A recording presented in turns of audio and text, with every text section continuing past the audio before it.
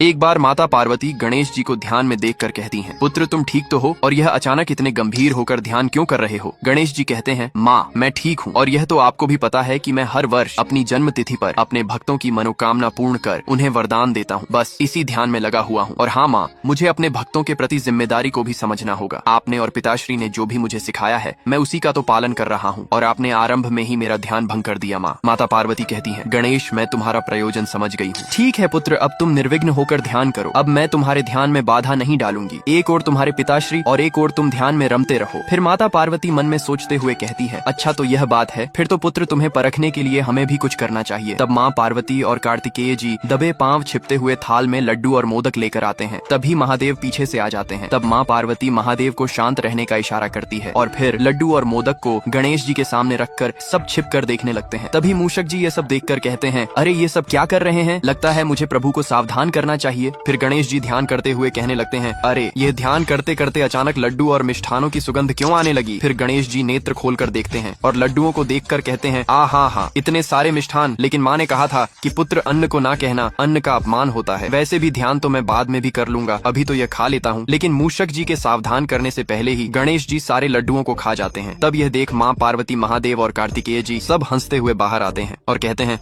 अरे पुत्र तुम तो ध्यान में बैठे थे, फिर अचानक क्या हो गया, लगता है मेरे पुत्र को भूख लग गई होगी। तब गणेश जी एक युक्ति लगाकर कहते हैं, नहीं माँ ये सब तो मुझे मूषक जी ने ग्रहण करने को कहा। तो ऐसी है हमारे गणेश जी की लीला। दोस्तों पेज को फॉलो करके कमेंट में जय श्री गणेश जरूर लिखें।